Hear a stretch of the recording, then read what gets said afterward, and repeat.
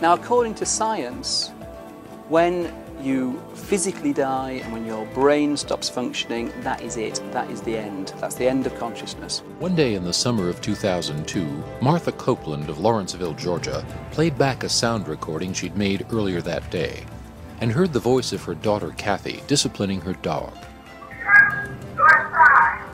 That wouldn't have been so unusual, except that 6 months earlier, Kathy had died in an auto accident. In September 2005, Vicki Talbot of Bellingham, Washington, received a message on her answering machine from her son, Braden.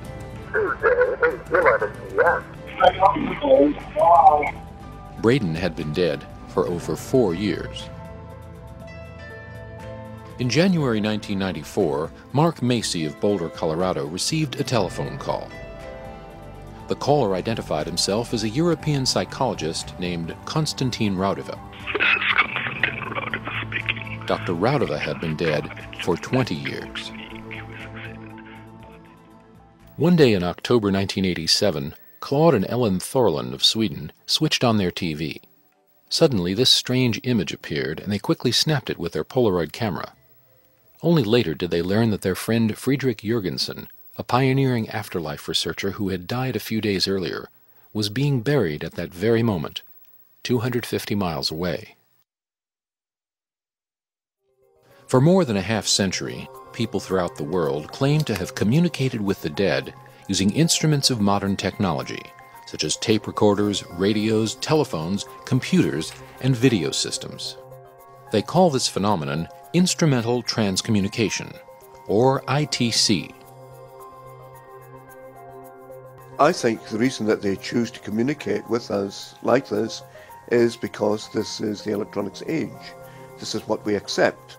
The structure of the human voice. In recent years, ITC has increasingly captured the attention of serious researchers, including doctors, engineers, and physicists, as well as scientific investigators of the paranormal. It has given rise to books, scientific reports, and international conferences held on both sides of the Atlantic. What's really going on here? Mainstream science tells us that nothing survives the death of our physical bodies.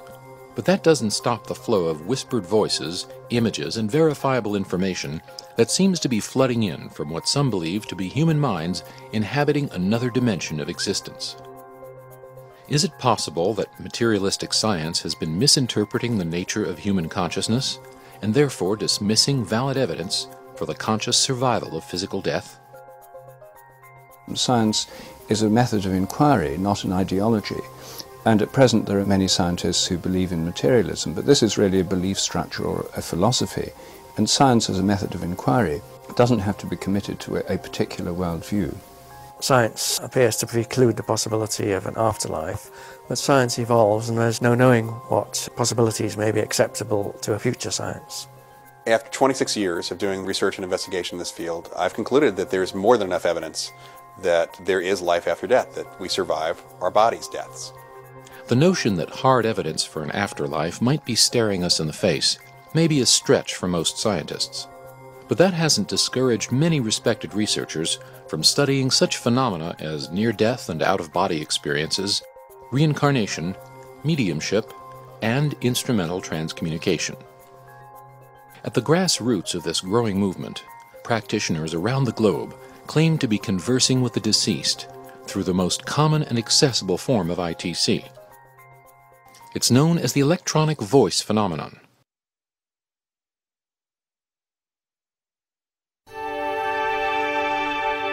A brief definition of the electronic voice phenomenon, or EVP as we call it, would be the existence of voices of unknown origin which appear in tape recordings particularly, but could also be recorded in other ways.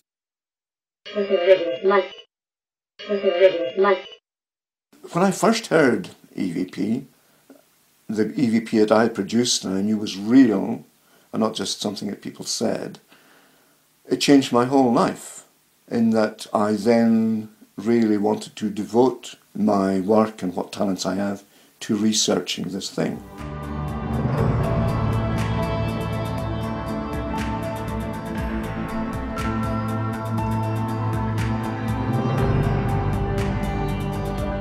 Electronics engineer Alexander McRae lives on the Isle of Skye off the coast of Scotland. A leading expert in voice communication systems, he developed speech enhancers for the Space Shuttle and voice links for the London Underground. When he first heard about EVP, he was convinced it was an alarming fraud aimed at exploiting the vulnerability of the bereaved. I'd had a high level of security clearance in the UK and the US, so, I'd been into some quite fancy things, but I didn't believe this. With his expertise in speech communications, he started recording EVP in an attempt to discredit it. And then one evening, to my great surprise, with some equipment I was developing at the time, I heard a voice.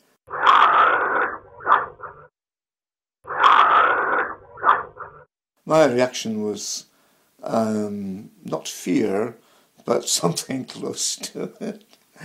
I was really startled. McRae was even more amazed when he discovered additional voices on the same tape.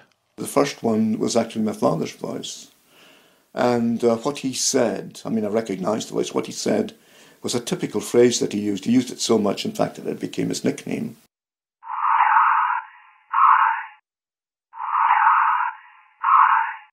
So I became reasonably convinced that this was the electronic voice phenomenon that people had been talking about.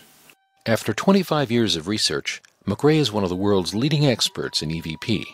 What my research has convinced me is that there is another dimension to our existence, and that includes life after death.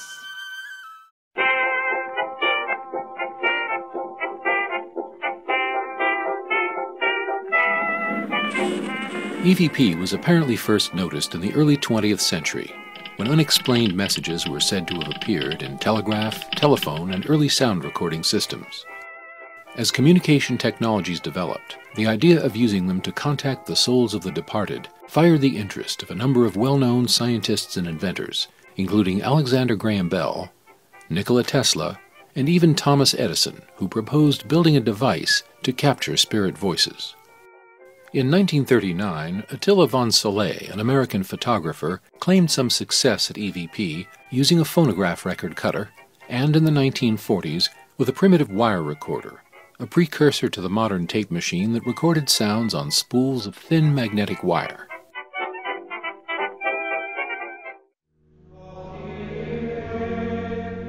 In 1952, while editing wire recordings of Gregorian chants, two Italian priests, Agostino Gemelli and Pellegrino Ernetti, inadvertently picked up the voice of Gemelli's deceased father.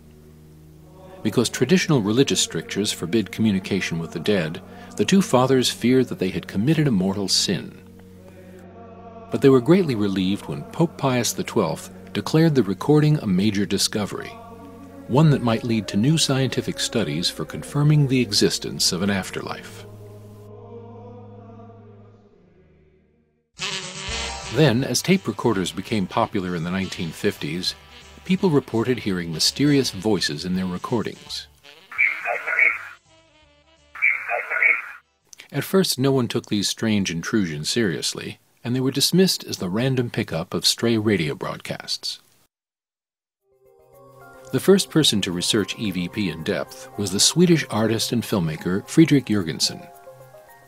In 1959, he was using his portable recorder to tape nocturnal bird sounds for a documentary. On playing back the tape, along with the sounds of the birds, he was amazed to hear faint voices discussing nocturnal bird sounds. Convinced that he was recording messages from the dead, Jürgensen devoted the rest of his life to researching the phenomenon. He went on to record thousands of voices in several languages, established that they often interacted with the experimenter, and published his findings in several books. One of Jürgensen's pupils and collaborators was the Latvian psychologist and philosopher Konstantin Raudava. After working with Jürgensen, he too became convinced that EVP was the dead speaking. Raudava worked endlessly to persuade scientists and the public that with simple recording equipment it was possible for the dead to speak to the living.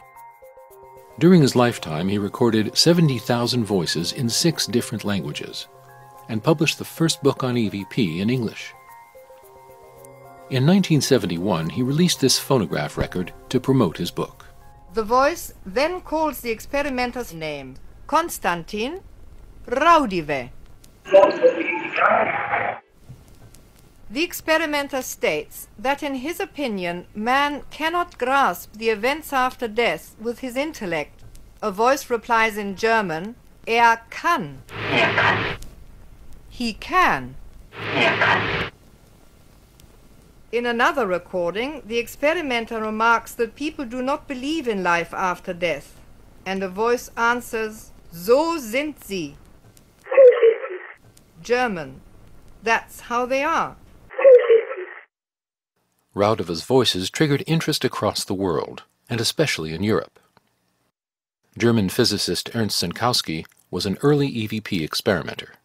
I began in 1976, and after the second or third test, I immediately got voices saying, we are the dead, we are alive, we are able to think and to speak.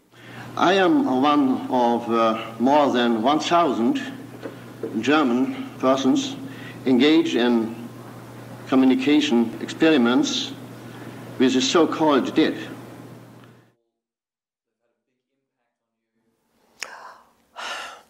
Well, one of the first extraordinary voices I received 14 days after I started was the voice of my late father. And he addressed me with my nickname he used when I was a little boy.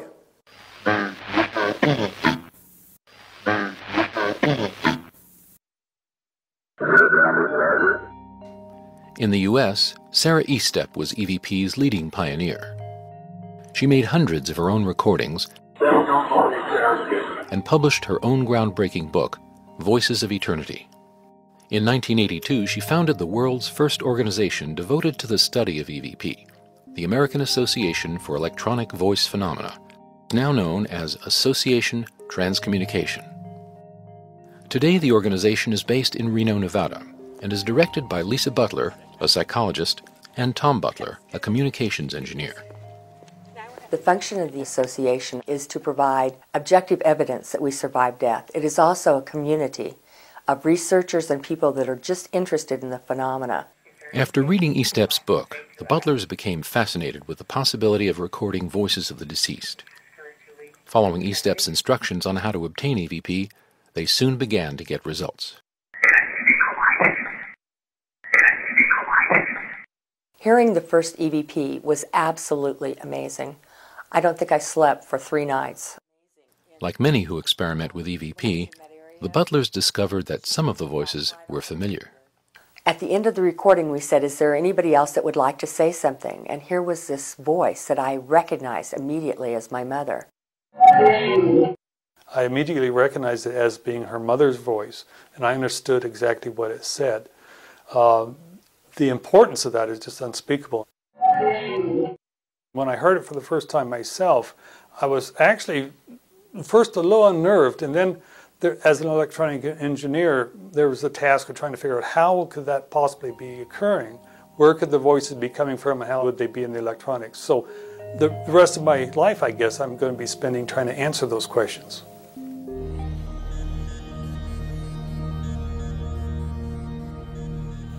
Probably the main benefit of EVP is solace to the bereaved. I think the highest thing that EVP can do for anyone is help through the grieving process. You don't have the person in the physical, but a relationship can continue.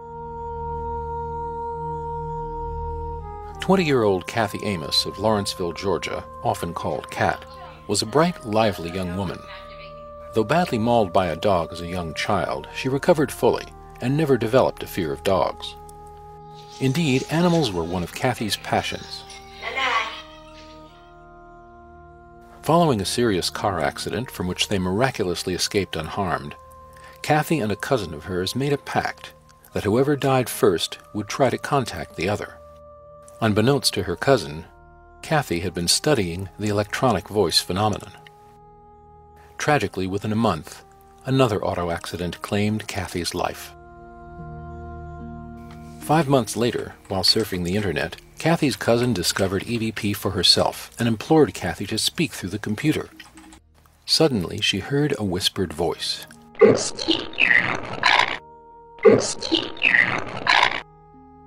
Soon, Kathy's mother, Martha Copeland, was recording her own messages from Kathy.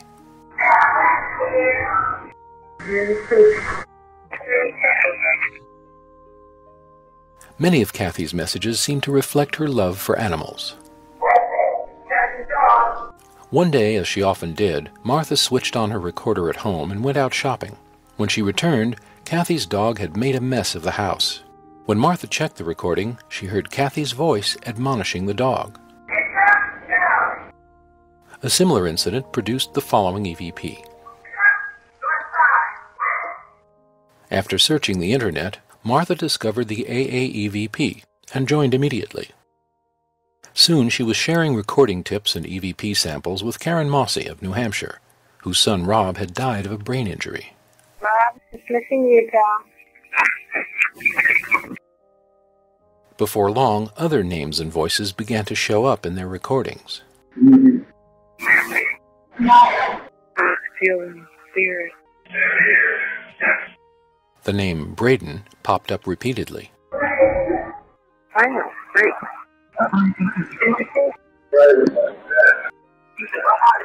But neither Martha nor Karen knew anyone named Braden. Only later did they learn that Vicki Talbot of Washington State had lost her son in a kayaking accident and had just joined the organization. Her son's name was Braden. Braden died on March 11th, 2001. He was 20 years old. He was with his best friend Jim, who was also 20, and they were out kayaking in Bellingham Bay, and they just never came home. One of the members said that they had gotten an EVP 2 weeks prior to my joining that said, "It's Braden." Braden had already joined this group that I had subsequently joined, and that he was just waiting for me to join. Then I thought, well, if he's communicating in that way, I'm going to actually try this.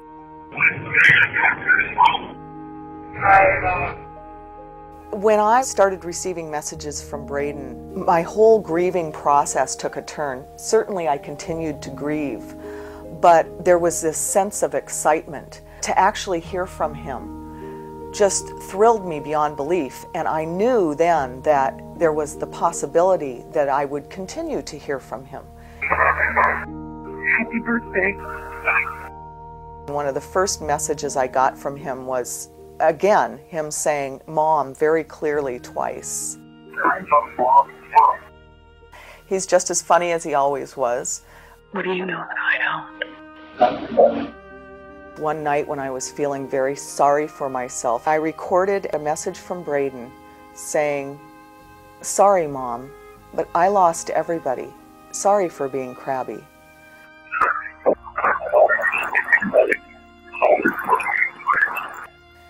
And that gave me a whole new perspective. You know, they miss their family and their friends, and they love them. Love you. Happy New Year. Braden continues to come through on the answering machine occasionally. And last October, one of his friends called. Her name is Rachel. And right before she begins to speak, he calls her Sweet Pea, which was a term of endearment that we used for each other and for his friends. Hey, Vicki, this is Rachel. And then after she hangs up, Jim says she is hung up.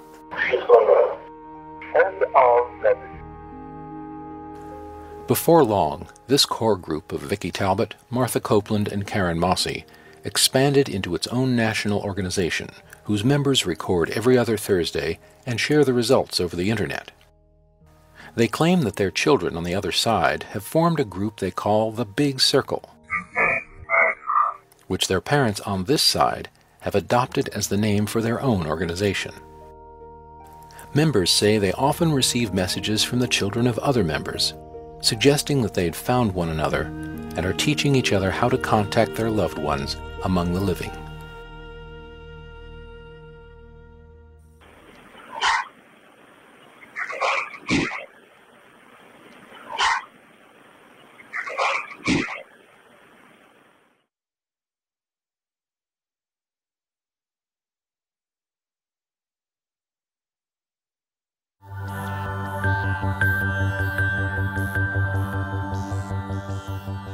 If somebody came up to me in the street and said, there's nothing paranormal about EVP, I would say, well, I believe in experimental evidence. I've done at least 20 years and hundreds of experiments, and I know that it is a paranormal effect. Now, how many experiments have you done? Skeptics insist that there's nothing paranormal about EVP.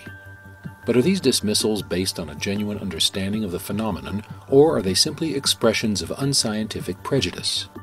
Let's take a look. One of the most common skeptical explanations for EVP is pareidolia, the tendency to see patterns or hear meaningful words when in reality none exist. Is it possible that EVP is just misidentified noise? That may be true of some EVPs known as Class C, which are often quite indistinct. But according to Alexander McRae, even Class C EVPs can be successfully verified by the use of voice prints.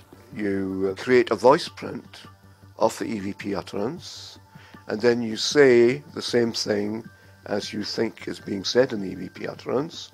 So you now have two voice prints, and you just visually compare one with the other, and if they match, you're correct. Another way to understand Class C recordings is to work with panels of experienced listeners. You tend to find that the consensus will be among experienced listeners or trained listeners. Let's say they were ship's radio operators, people like that, who were used to listening to difficult sentences. Yet another way to make Class C samples more intelligible is digital filtering.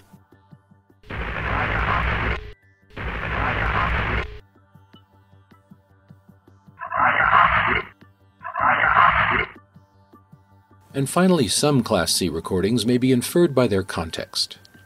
The previous EVP, for example, was received when Dr. Konstantin Raudova attempted to contact the deceased Russian poet Vladimir Mayakovsky.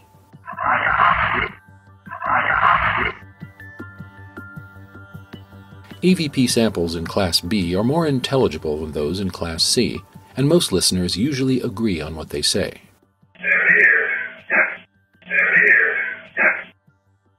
And Class A samples are crystal clear. Once earthly Jenny, once earthly Jenny.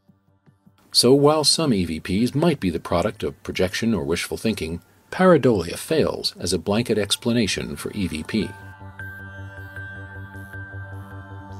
Another skeptical claim is that EVP practitioners are simply unaware of other people's voices in their environment, which on playback they mistake for EVP.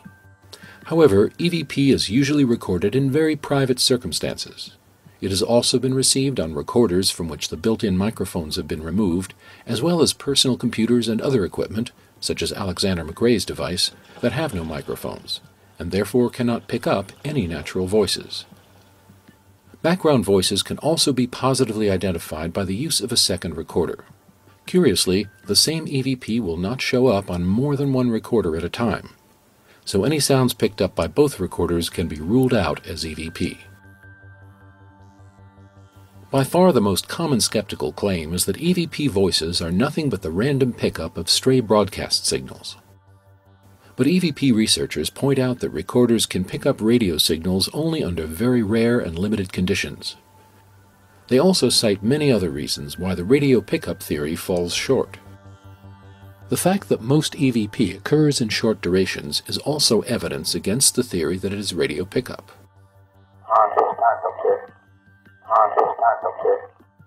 If the phenomenon of EVP was just a random event, then you'd be as likely to get very short phrases and very long ones, say half a second for some and 2 hours for another. But no, they all tend to cluster round about 1 3/4 seconds in length. It's like you are standing on one side of a river and on the other side there's another person and you are just calling hello. And then the contact breaks down. Does this short time window help explain why so many EVP communications seem to be phrased in a sort of poetic shorthand?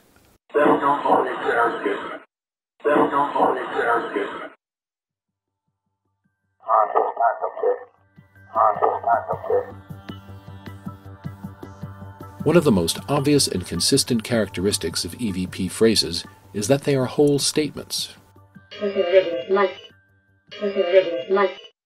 They begin with the first word of the sentence and end with the last word of the sentence.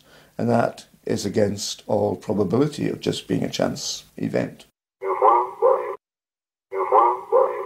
And that does indicate that somebody is trying to communicate.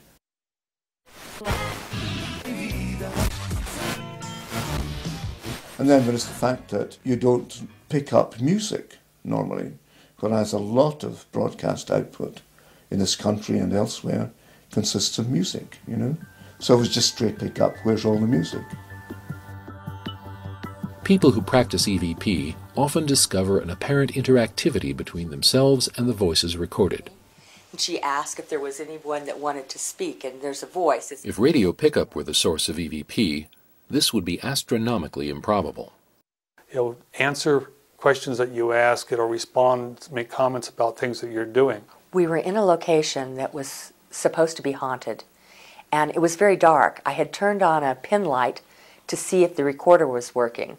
When we listened back to the tape, we were very surprised to hear this voice.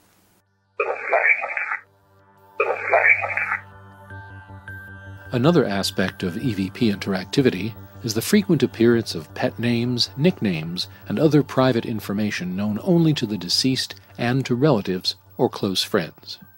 One example occurred with a Scottish physicist called Archie MacDonald, whose wife had recently died. Her name was Margaret. Now, we made a recording, and he said he heard a message from his voice, and I analysed it at home. And I said, sorry, Archie, it's from somebody called Molly. He says, ah, yes, but that was the pet name that I had for Margaret, his wife. And that to me was really good evidence. I didn't know that. If I recognise the voice, the manner of speaking, the context that the speaker is speaking in, the remarks that are made which are pertinent to my life or perhaps what I've been doing or sometimes even what I'm thinking, to me that's evidence enough. Further evidence against the radio pickup theory comes from the fact that EVP almost always presents itself in the language or languages understood by the experimenter, regardless of the location.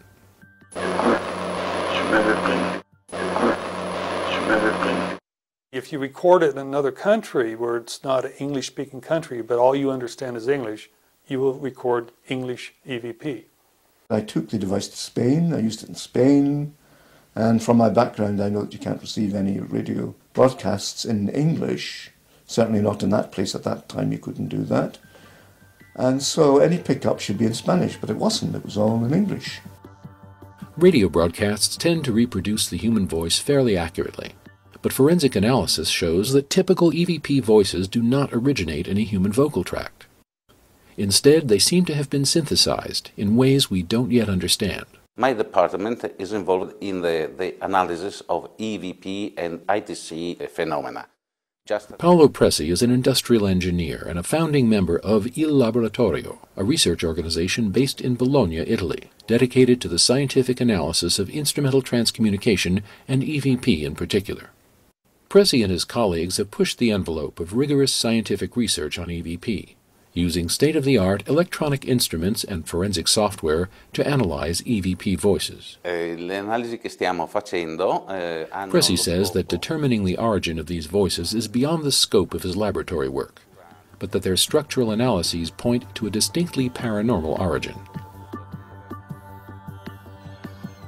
Some researchers, like Alexander McRae, have built their own equipment to test the validity of the radio pickup theory. With my system, there's a local transmitter which drowns out all the other radio broadcasts. They just do not record. Even though this system completely eliminates the pickup of broadcast signals, McRae is still able to record EVP.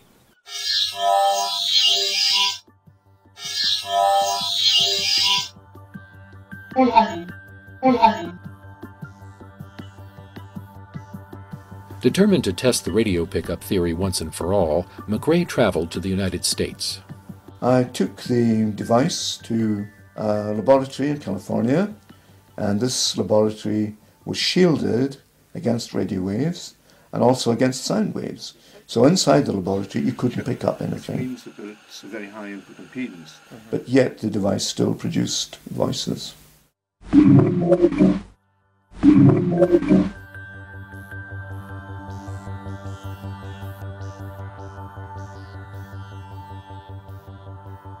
The final recourse of the skeptic is simply to declare EVP a hoax. But there's no actual evidence for this as a blanket explanation. On the contrary, there seems to be an abundance of scientific evidence in its favor, and hoaxing seems to be an extremely unlikely motive when so many individuals have been obtaining results for so long and virtually all have shunned publicity. There are also huge odds against grassroots EVP practitioners having the expertise to electronically synthesize the voices that appear in their recordings.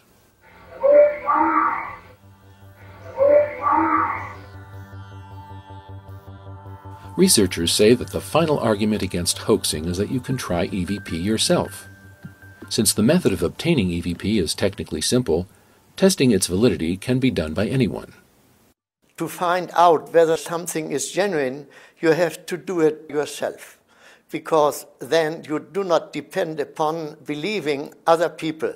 There's no guarantees you're going to make the contact. There's no guarantees that those on the other side will want to make the contact with you. But on the other hand, maybe they will, and in most cases they probably will. So try it. Try it for yourself and see what you get.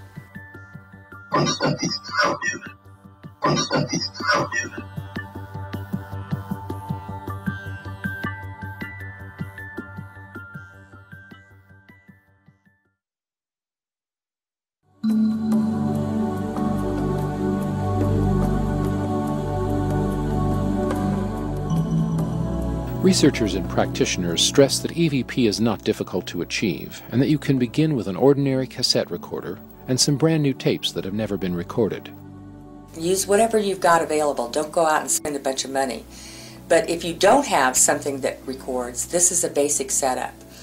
This is an analog recorder. It's very inexpensive. It has analog buttons that makes it easy when you find an EVP to go back and listen to it again. It has a counter on it. The counter allows you to note where the EVP is.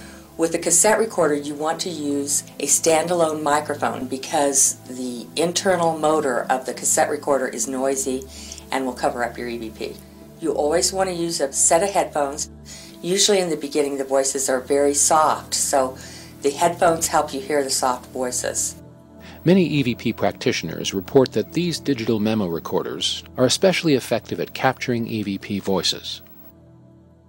Some practitioners skip the recorder entirely and record directly on their computers using readily available audio software.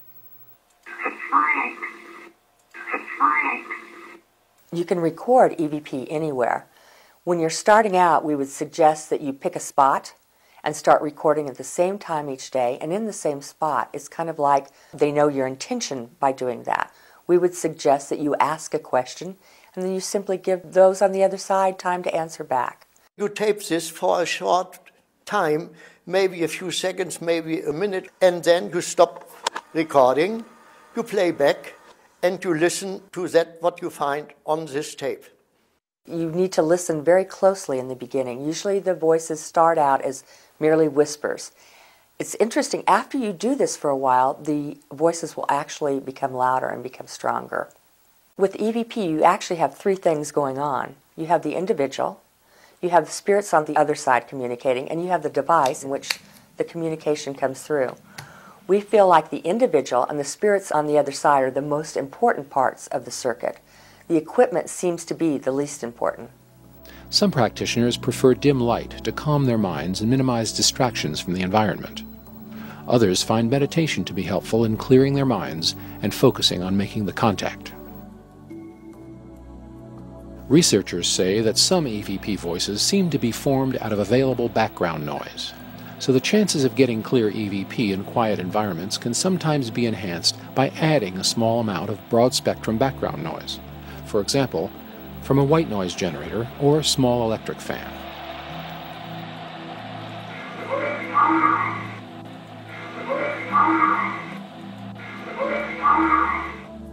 The three most important points when doing EVP research are, one, to keep to the same time of day as far as possible, keep a regular appointment almost. The next one is if you have an emotional bond with the person you're trying to reach, then that does help an awful lot. And the third one is to communicate yourself. Don't just sit silently, ask questions. If you do that, you can double the number of responses that you get.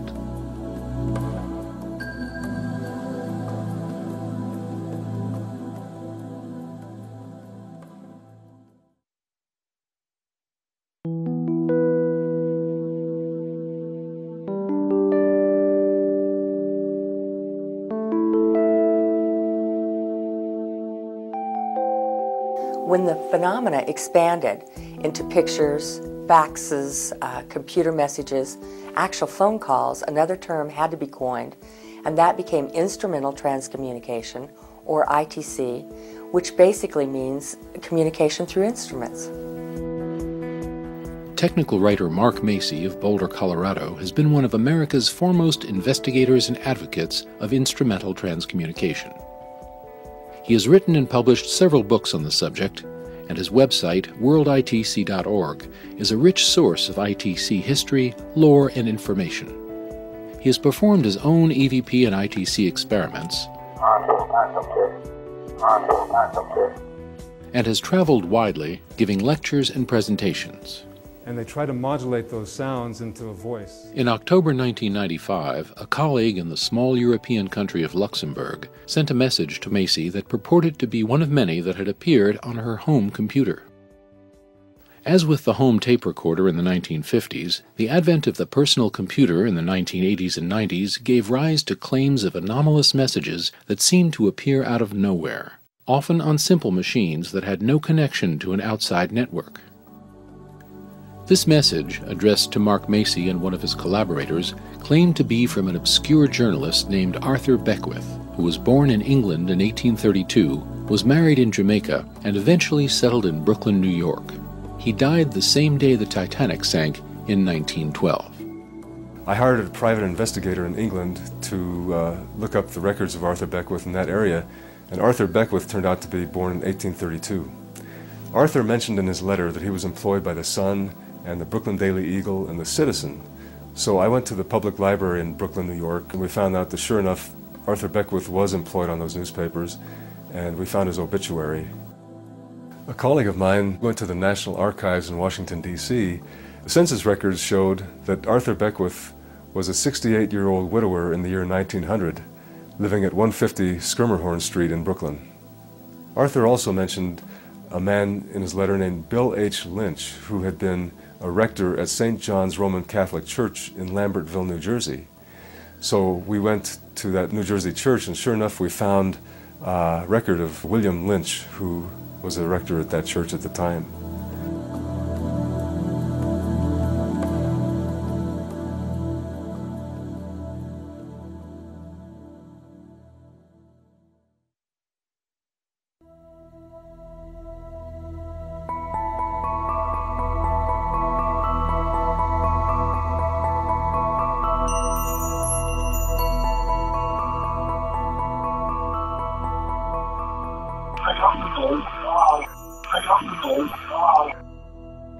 Do people actually receive phone calls from the other side? In the 1970s, two veteran parapsychologists, Scott Rogo and Raymond Bayless, set out to answer this question. After investigating numerous cases across the U.S., they concluded that phantom phone calls were not only real, but also surprisingly common, estimating that hundreds were received every year in the U.S. alone. As with other forms of ITC, people claim that they clearly recognize the voices of deceased friends and loved ones. Physicist Ernst Senkowski is among several researchers who claim to have received phone calls from the dead. In 1976, while working at his home in Germany, he claims to have received a call from video ITC experimenter Klaus Schreiber, who had been dead for several years. He came through with his voice on my telephone, and it was the absolutely clear voice of Klaus Schreiber. And I was, for a moment, astonished. And then I said, Klaus, and do you allow that I record it? And he said, yes. And then he said, please give my greetings to Rainer Holbe, with whom he co-worked already during lifetime. Und sag auch dem Rainer Holbe Bescheid, dass die Verbindung geklappt hat. Es ist fantastisch, lieber Klaus. And to the people in Luxembourg, they will be very glad.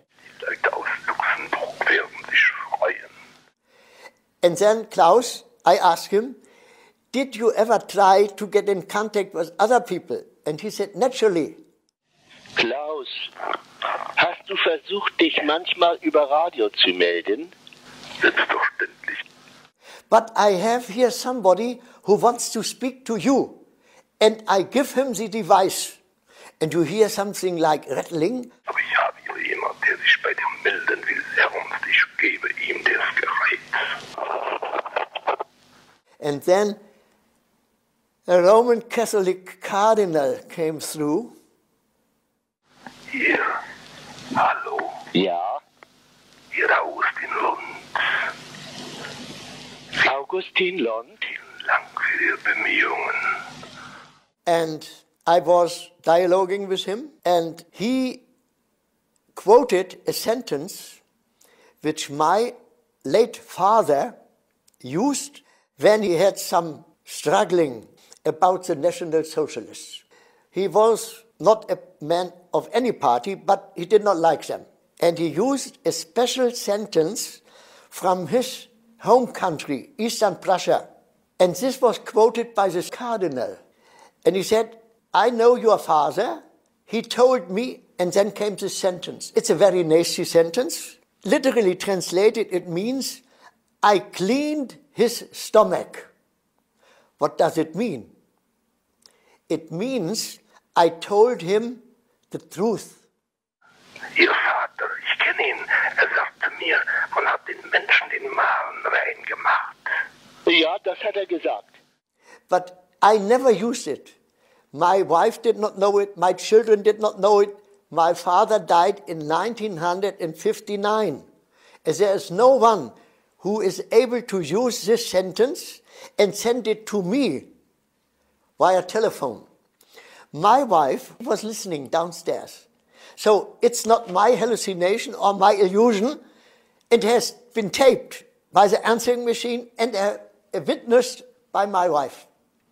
So there is no way out, believe me. This is reality. And if somebody, maybe the greatest scientist, refuses to take it, it is his problem, not my problem. Sorry. There's actually a tradition of ITC researchers passing on, going to the other side, and then contacting researchers on this side. According to many ITC researchers, the undisputed champion among afterlife communicators is the Latvian-born experimenter Konstantin Raudava, a psychologist, philosopher, professor, and author who spoke a half-dozen languages and died in 1974. There are literally scores, possibly hundreds of people who received his voice through electronic voice phenomenon. And he's spoken dozens of times through radio and telephone. This is Konstantin Raudava speaking. I'm as fine as a dead one can be. Macy, my dear friend, whispering greetings to colleague Meek and Morning, this is George Meek. This is Konstantin Raudava. George, my friend, at last we succeeded in contacting you. This is the first bridge we succeeded to build to the States. Mark was contacted. It was a spring morning in 1992 when I received my first telephone call from the other side, from Konstantin Raudava. Mark Macy had been preparing to conduct an ITC experiment involving very low-frequency radio transmissions. According to Macy, the caller identified himself as Raudava and offered advice regarding his experiment. He had no way to record phone calls at the time, but he was prepared when the caller rang again. Hello? Yes. I'll try to make it clearer this time. It's a receiving converter. Okay. You simply connect the VLF converter to your HF radius antenna input and a suitable VLF antenna. The conversation lasted for several minutes. The caller's voice was clear as a bell, and his advice regarding Macy's experiment was sophisticated and technically impeccable. 24500 kilohertz respectively. Okay. Wonderful. Technical advice from this side. Thank you very much, Constantine. These conversations weren't limited to technical advice.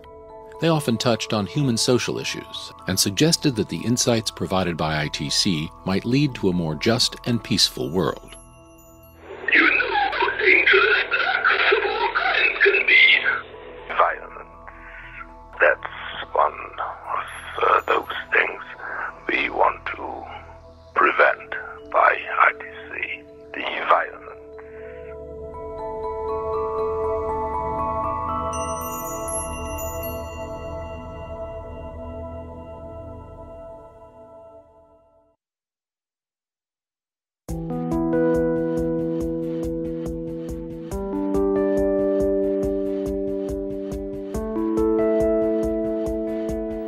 For the past half-century, instrumental transcommunication has generated keen interest among practitioners and researchers worldwide. International conferences held in the United States and Europe have drawn ITC experimenters, scientists, engineers, psychologists, and medical doctors from around the world who share their experiences, present the results of their research work, and discuss methods for better understanding the nature and meaning of ITC.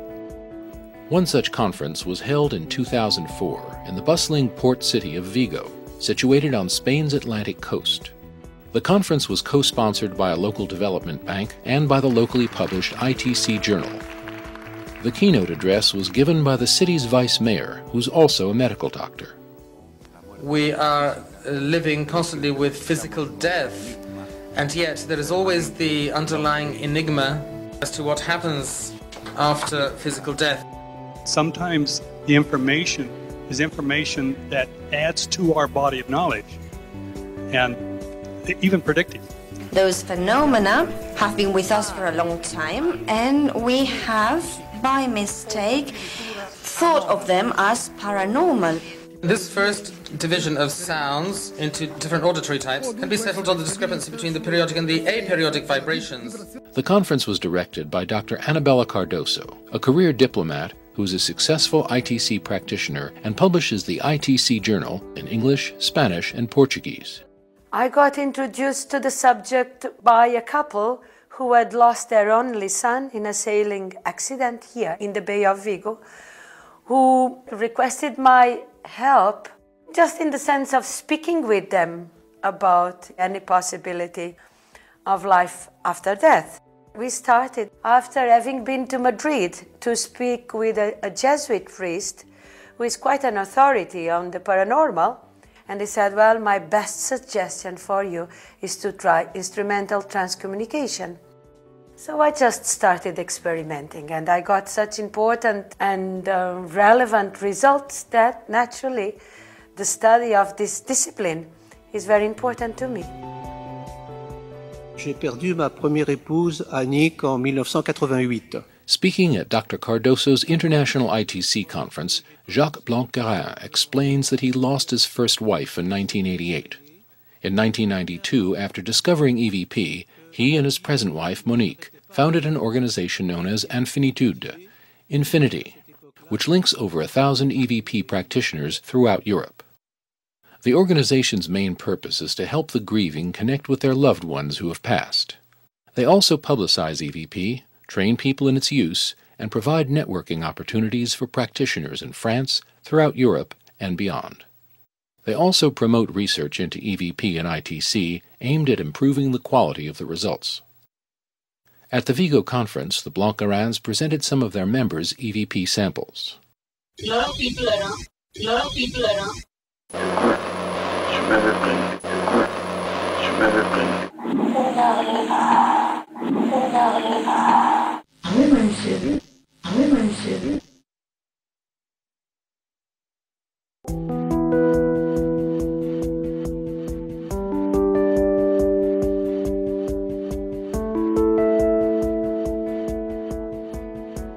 several years, Dr. Annabella Cardoso conducted successful EVP sessions at her home in Spain. Her library includes hundreds of tapes that document the results of her experiments. In 1998, during an EVP session, Dr. Cardoso was using one of her older radios to provide white noise for an EVP experiment. Suddenly, out of the radio came a direct response to one of her remarks, spoken in her native Portuguese. Está aqui o Picas o gatinho! Está aqui o Picas o gatinho!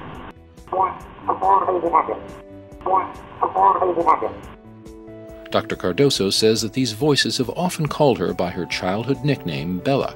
They always call me Bella. Bella was my child's name. I am Annabella. My family, still today, they call me Bella. Sim, tu ouvi? Sim?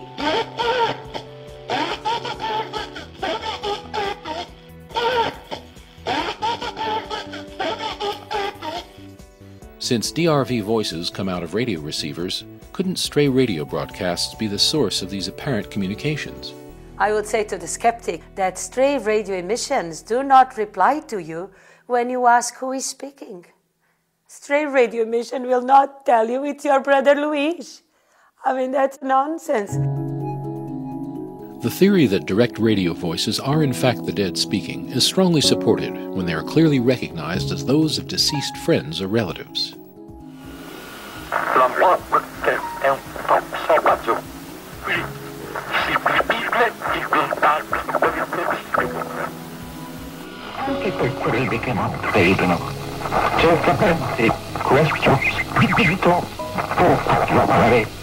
Marcella Bacci of Grosseto, Italy, is the world's most successful practitioner of DRV. Since the 1940s, Bacci has been picking up the voices of the deceased on old vacuum tube radio receivers.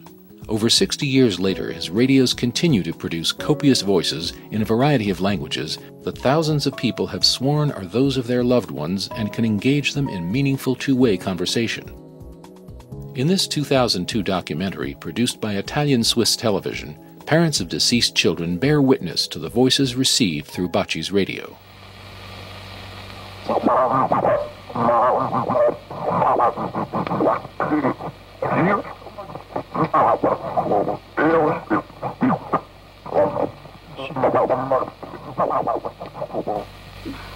Ciao, Marco, ciao, ti abbraccio.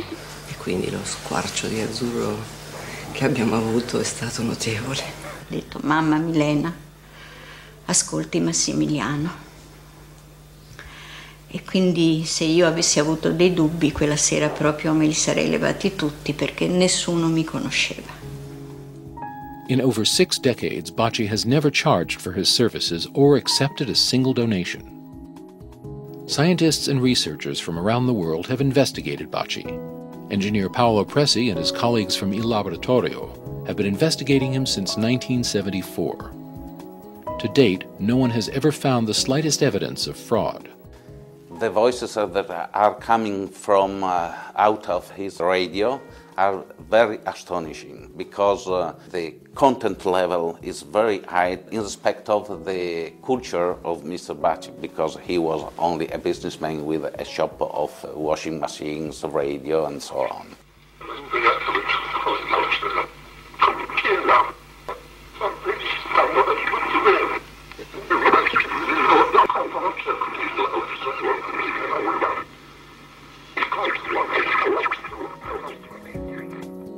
Despite nearly 4 decades of accumulated evidence, some skeptics still insist that the voices could be faked by transmitting them from a remote location.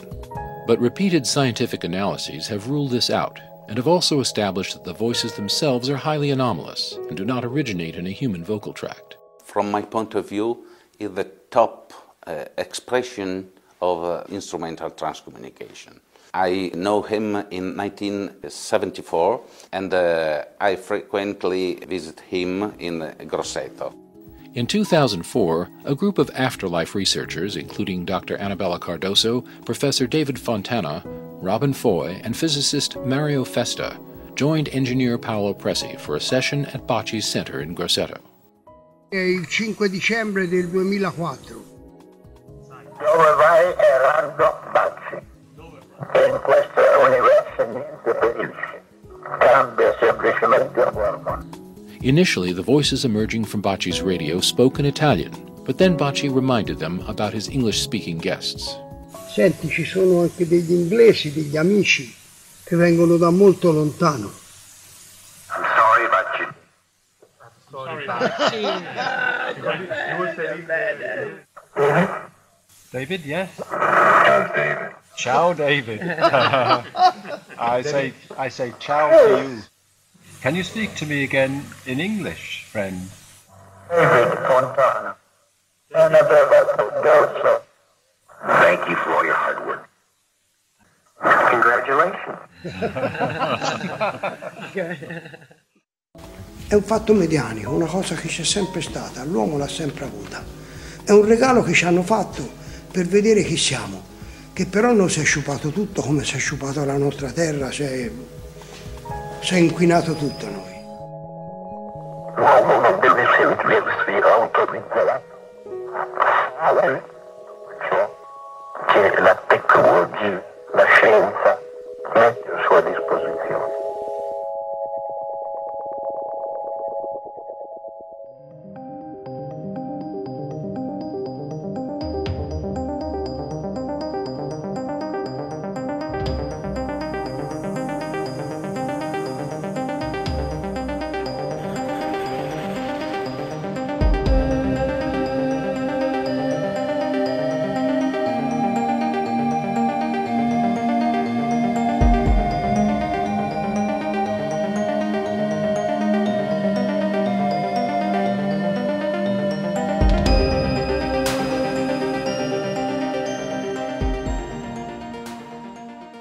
In the late 1800s, practical photography had become a reality and was soon to be accepted as an art. In this somber photograph made in 1858 by Henry Peach Robinson, a young woman is seen on her deathbed. But its artistic value lay mainly in its being the world's first photomontage, in which 5 negatives were combined seamlessly to form a single image. But art soon gave way to opportunism, and opened a Pandora's box brimming with alleged spirit photos that were arguably or patently fraudulent. Techniques included multiple exposures, multiple negatives, and even primitive hand drawings and paintings. The alleged spirit faces and figures were depicted with a naive literalism, displaying none of the softness or subtle distortions seen consistently in the most convincing examples of visual ITC. Often the original photo had been pre-composed to allow for the insertion of these alleged spirits. Though some early spirit photos might have been legitimately paranormal, by the close of the 19th century, photography and fraud had truly become a marriage made in heaven. Fast forward now to the mid-20th century, when electronic photography, in the form of television, became widely available. EVP pioneer Friedrich Jürgensen was among the first to recognize its potential as a means of communicating with the departed, and often predicted that images from the other side would soon appear on television screens. Jürgensen spent his later years in the southern Swedish town of Hur, and died in October 1987. At the exact moment of his burial, his friends Claude and Ellen Thorlin, who lived about 250 miles to the north near Stockholm, experienced a strange phenomenon. According to Mrs. Thorlin, she heard an inner voice prompting her to switch on her TV and tune it to an unused channel. As she did so, the screen went dark. Then a spot of light appeared which grew into this image. As if to fulfill his own prediction, Jürgensen had apparently projected a fair likeness of himself onto the Thorlins' television screen, which they captured in this Polaroid photograph.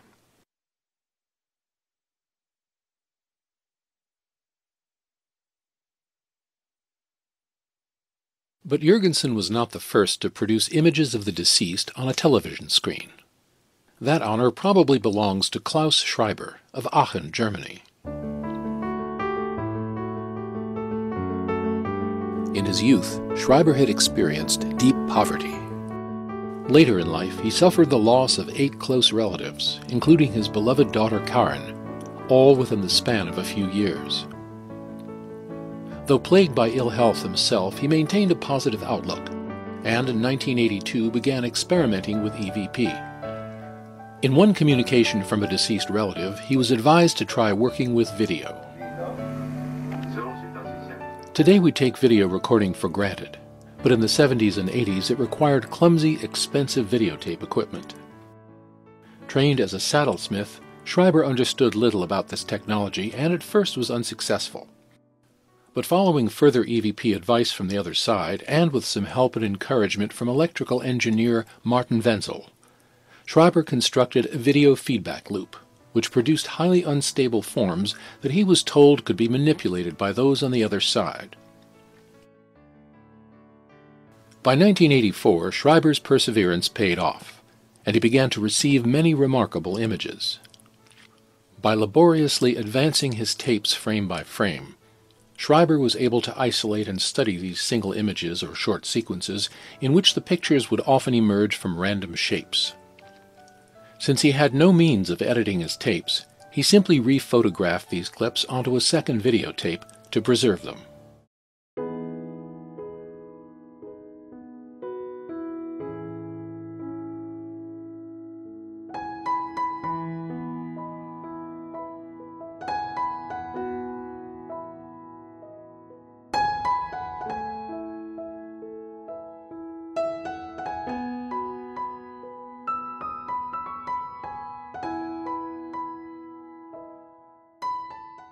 Some of Schreiber's video images were of unknown individuals or groups, but others were recognized as prominent figures, such as King Ludwig of Bavaria, Albert Einstein,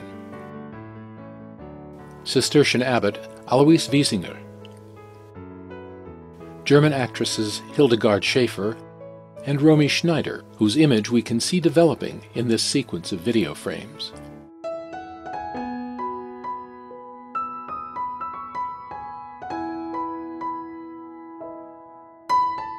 Not surprisingly, Konstantin Raudova himself made several brief appearances on Schreiber's video screen. But most intriguing of all were the images Schreiber identified as deceased relatives, including his grandfather, his mother Katerina, his sister Maria, a cousin of his son Robert, who died at age 22, his deceased wives Gertrude and Agnes,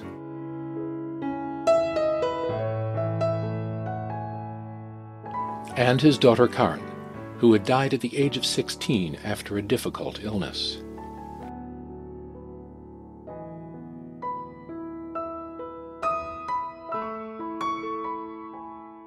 Could all these images have been hoaxed? During a broadcast discussion about ITC on Luxembourg television, here's what German engineer Martin Wenzel said about Schreiber's work, as translated by Dr. Ernst Zinkowski. Mr. Wenzel, it is in the nature of man, and it is good so, to be basically skeptical. Then one is able to inform oneself, and yet remaining skeptical, one may research. You controlled Schreiber's equipment and wrote a report.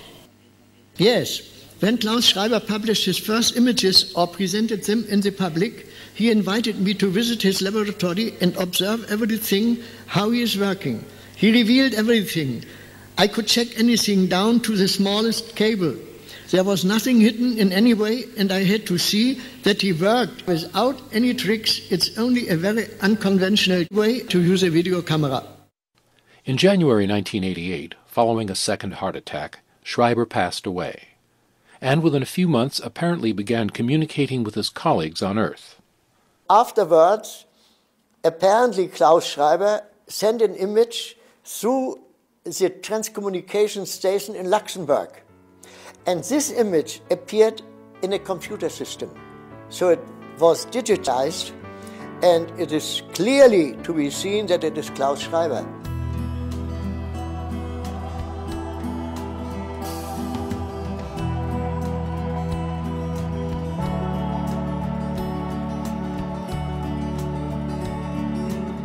Rivenich, Germany, was the site of numerous ITC experiments during the 1980s and 90s.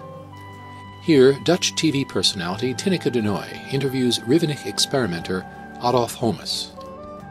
Ich habe Jürgensen kennengelernt damals in meiner Anfangsphase meiner sogenannten Forschung. Ja. Und habe das Buch von Jürgensen... Homus' early work focused on EVP and direct radio voice, which produced, among others, the following communication.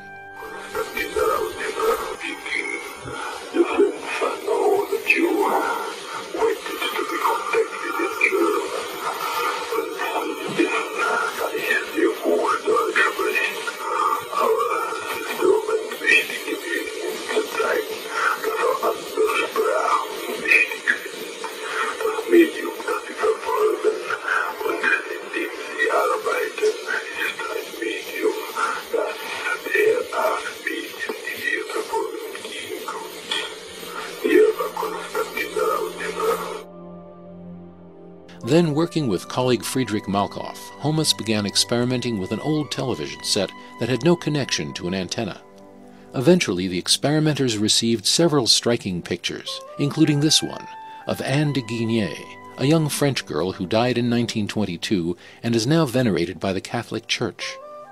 And this one, of Elisa Carolina Homus, Adolf's mother, who had died shortly after his birth in 1935. According to Homus and Malkoff, in numerous EVP contacts, Elisa had been serving as a communicator for an ITC contact group that was working from the other side to contact practitioners on this side.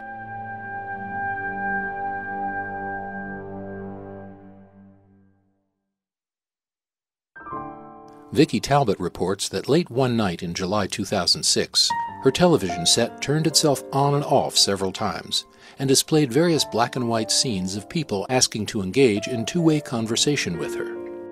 She says that, in her astonishment and in the dark, she was unable to find her camera in time to capture this sequence of events. But she did eventually manage to snap one picture of the TV image, showing several youthful faces, before the episode ended. Here it is with some of the distortion removed, and here with some of the noise removed. Vicky says she now keeps her camera close to her TV set at all times, just in case.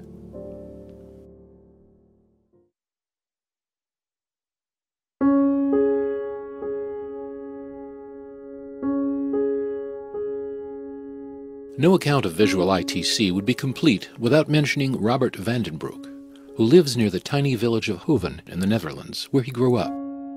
Since early childhood, Robert has displayed a remarkable range of unusual talents, including the ability to consistently predict the appearance and location of crop circles and occasional snow rings in his area.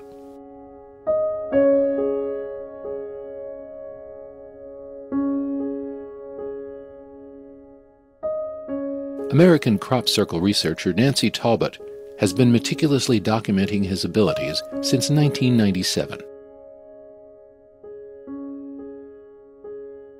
In addition to his other talents, Robert has consistently obtained a stunning variety of anomalous images on both film and digital cameras. These have included likenesses of deceased individuals, such as astronaut Neil Armstrong, crop circle researcher Paul Weige, John Lennon,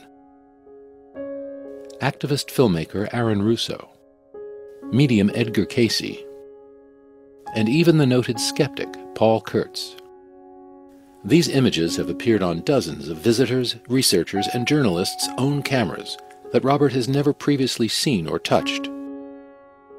In an especially remarkable sequence of images, Nancy Talbot's late brother was depicted in 60 different variations on 2 separate afternoons in daylight, with Robert using Nancy's own camera under her close scrutiny. When we visited Robert in February of 2014, we brought 2 video cameras to test and document his talents. A small one was set up on a tripod to cover the scene, with the main one supported on a body brace. To preclude any tampering or substitution, we brought our own still camera, which had no built-in memory, and we used a distinctive type of memory card that had not been manufactured for at least 5 years. We numbered each card in advance and erased it in full view of the video cameras prior to every test.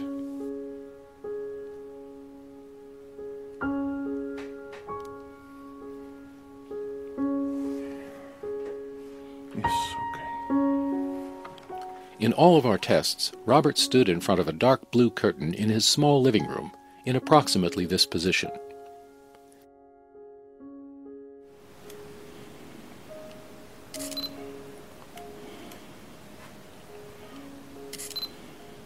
At the end of each test, he handed the camera back to us, and we placed it on this coffee table to unload the memory card into a password-protected laptop computer.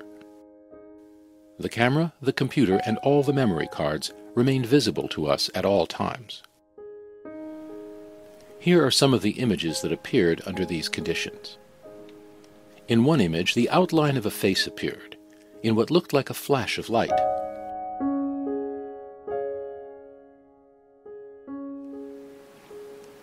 Something? What was that? This is strange. I don't know. I don't know what it is.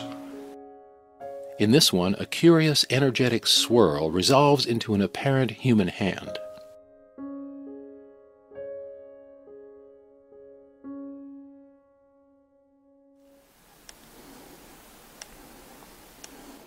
Whoa! Oh my God! Oh my goodness! This is very clear. It looks like Friedrich Jürgensen. Most intriguingly of all, two distorted images appeared that resembled Friedrich Jürgensen in his later years.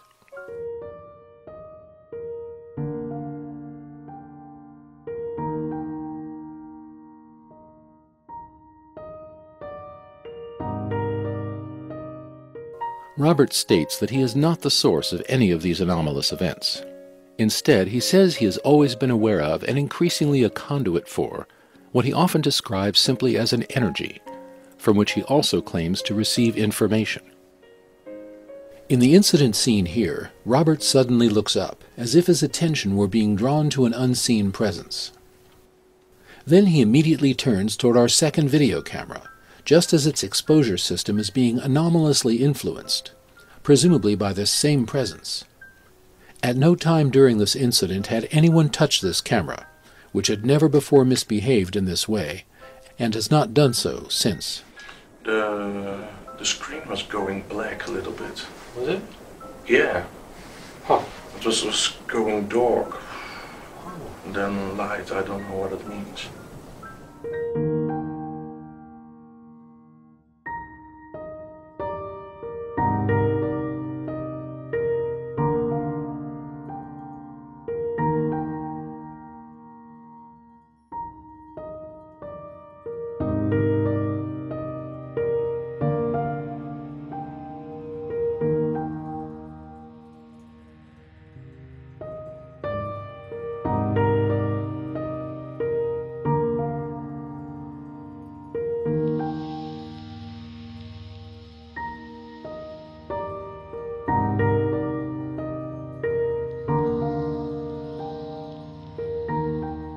Most EVP contacts through sound recording devices are brief, and are more like simple calling cards than detailed messages. As we've heard, their clarity and their fidelity to a deceased person's actual voice and mannerisms may vary, but many do seem to be a convincing match to a person's natural voice, and tend to be reasonably consistent over time.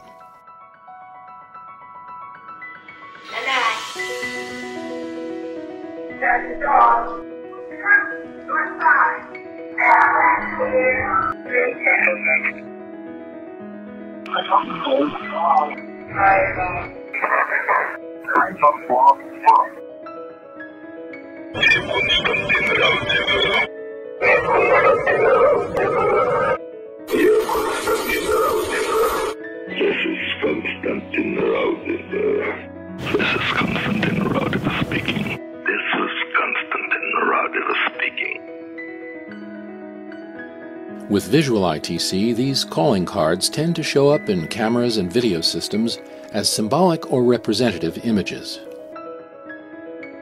Some of these are believed to be direct mental projections from the other side.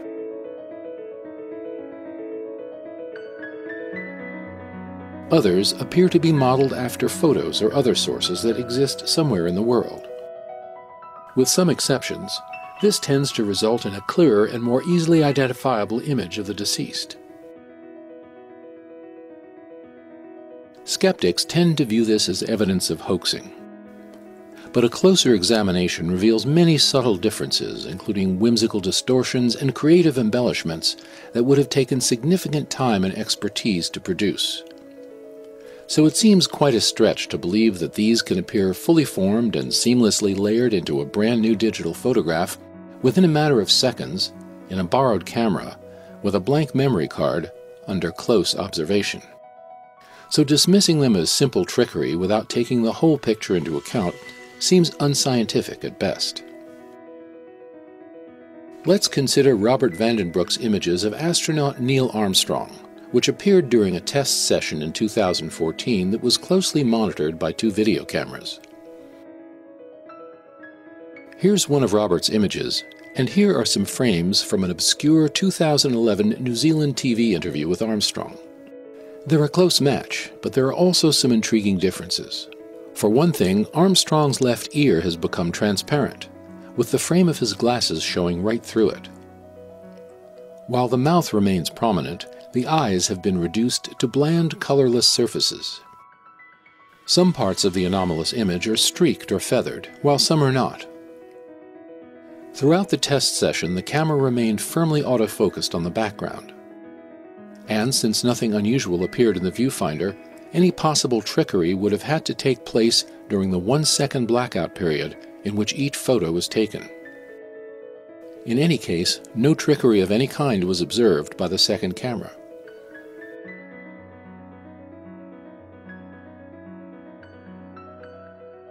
Some of Robert's images of Aaron Russo also appear to be modeled after an existing photo, but are even more dramatically sculpted in ways that would have taken some time and skill to accomplish. And they too appeared within moments, in full view of filmmaker William Gozecki's video camera when he visited Robert in 2010. Oh, check that out. That's totally him. Absolutely. That is totally him. Oh my God. He has closed his eyes.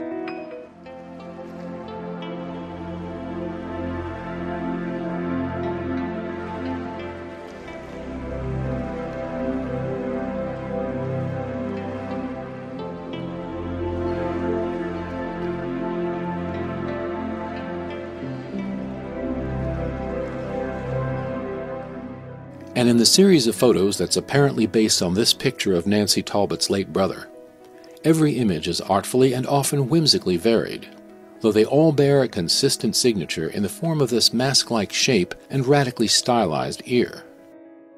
Could these effects be produced using photo manipulation software such as Photoshop? And if so, could they be produced under the same conditions in which they actually appeared in Robert's photos? We don't know because, to date, no one has succeeded in replicating them, under any conditions.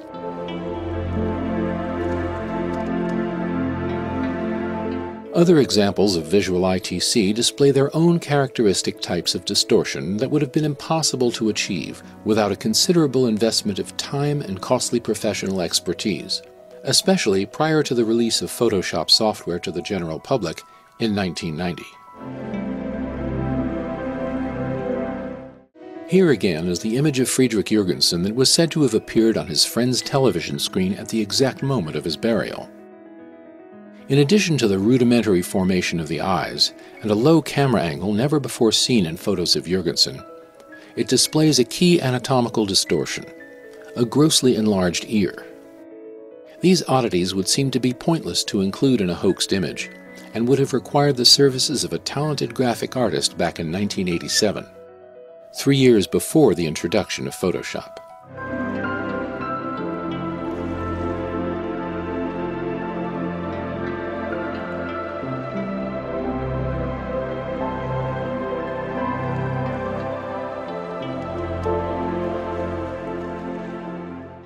The reality of ITC is strongly supported by the practice of physical mediumship, in which the surviving consciousness of deceased persons is claimed to produce various effects in our physical world, including sophisticated interactions with our audio and visual technologies. In physical mediumship, phenomena happen of a physical nature, meaning objects move, things appear, disappear, things that people can see happening. There's an effect on real objective things. For a closer look at physical mediumship, Let's travel back in time to the late 1990s in the tiny English village of Skål, where the most extensive and long-running experiment ever attempted in afterlife communication unfolded over a 5-year period in the darkened cellar of this 17th century farmhouse. The Skål experiment was the brainchild of 2 veteran afterlife researchers, Robin and Sandra Foy, who worked closely with 2 of Britain's most accomplished mediums, Alan and Diana Bennett, and what they claimed to be a corresponding team of experimenters on the other side. During their 500 sessions, all of which were recorded on audio tape, the Skål experimental group went into a meditative state to connect with their other dimensional counterparts. The goal was to collaborate in devising and conducting experiments that could produce tangible physical phenomena, which could then be studied and analyzed objectively. Robin Foy's remarkable 550-page book, Witnessing the Impossible, chronicles each of these 500 sessions, many of which were observed by visitors, eventually totaling in the hundreds, including top-tier scientists and engineers. The experiment was also monitored by 3 experienced investigators of paranormal phenomena: electrical engineer Arthur Ellison, research psychologist David Fontana, and veteran researcher Montague Keene. All sorts of things have happened, particularly in this 20th century, which earlier generations would have said were impossible. Skeptics are often unaware of the amount of experience and the amount of knowledge that goes into investigations of this kind.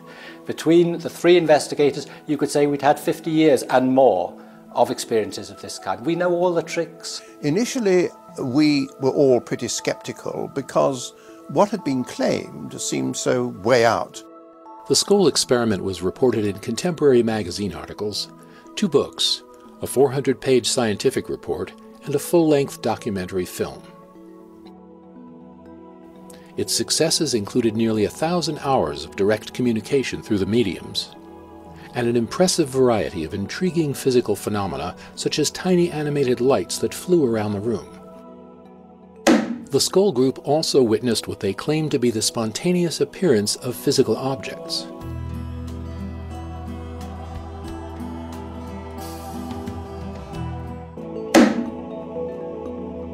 Perhaps the most astonishing of these objects were these newspapers, which arrived in mint condition, despite having been published in the 1940s. We took it to the leading research station in the world on paper and printing, and it was absolutely clear from their report that this was a genuine article which appeared 50 years after the event, and no one has been able to explain how it got there. In other sessions, a video camera loaded with brand new blank tapes and switched on in a darkened room produced an amazing series of colorful abstract frames.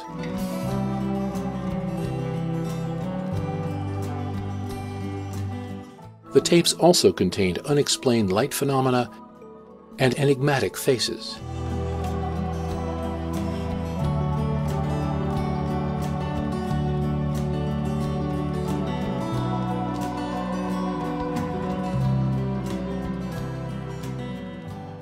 A conventional 35mm film camera placed on the table in their darkened room initially produced a series of black and white images that the Skål group were told were faithful duplicates of existing photographs from around the world.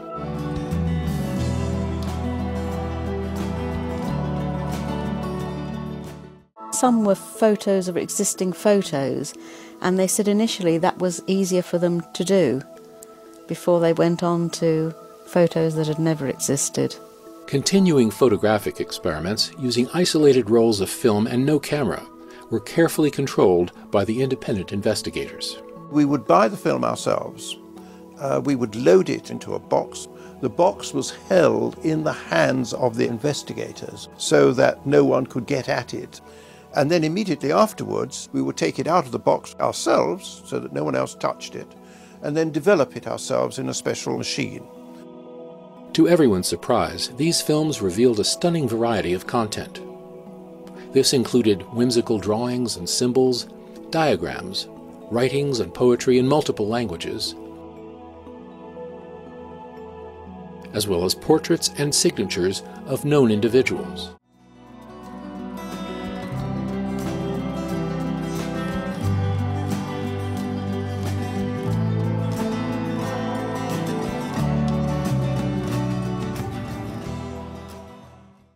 The Skull group also heard voices through a tape recorder from which the microphone had been removed. Yes, Skull Experimental Group. Experimenting with audio equipment. Yes. Historic moment it is. First record described as an unreal consciousness or another dimension. They also recorded voices that apparently came directly out of the air, most often that of a British engineer, Reg Lawrence, who claimed to have died in 1942 and possessed a special talent for this type of communication. Here's another actual recording made at Skull, in which Lawrence responds to a question from visiting engineer Walter Schnittger. Do you see any possibility to describe how you can get the air to vibrate that we can hear it with our ears? We do not speak. We think in a language we are familiar with. Yeah. And by some miracle, I have to say, these energies are transported into the room, not by me, but by those whose job it is to do that. These discarnate communicators often demonstrated that while their physical bodies may have turned to dust, their sense of humor had not. You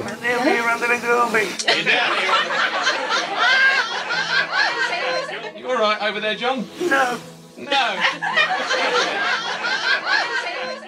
Shut your eyes. Yeah. Yes. Think of something very nice. No, not that.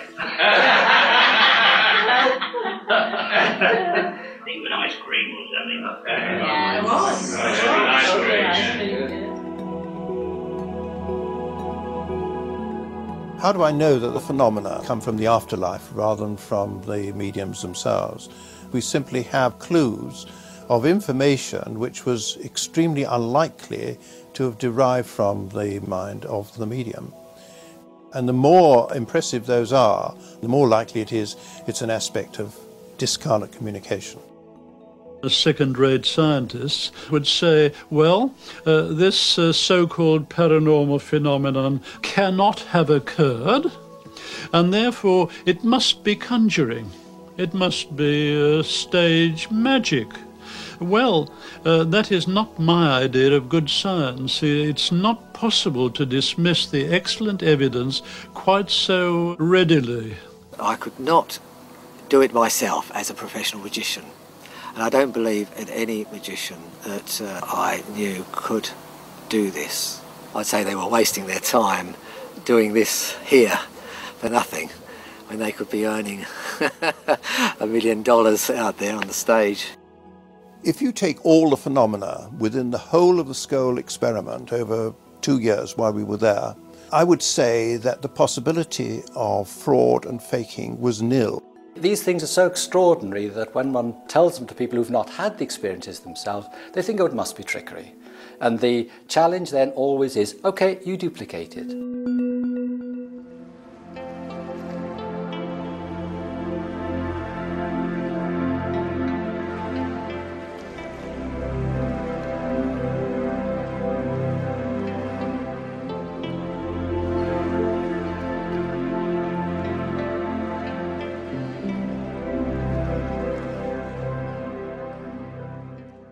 ITC is only one among many branches of afterlife research that are slowly but surely making their way into the mainstream of science, academia, and general public awareness.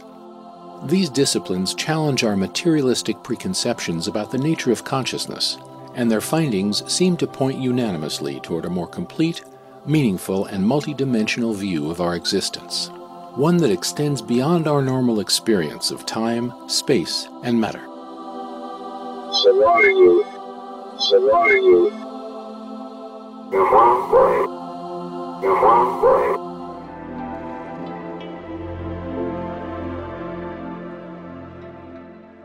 I think the fact that we survive bodily death is a scientific fact. It's nothing to do with religion. This isn't evidence based on faith. It's objective evidence. So it has changed our lives completely.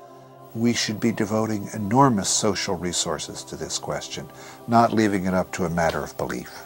maybe it's a superstition, maybe it really happens.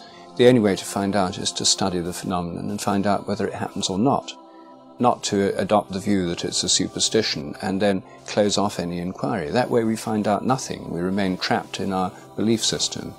The experiences that I've had have convinced me that it is very difficult to explain any of these things by an alternative explanation to that of survival.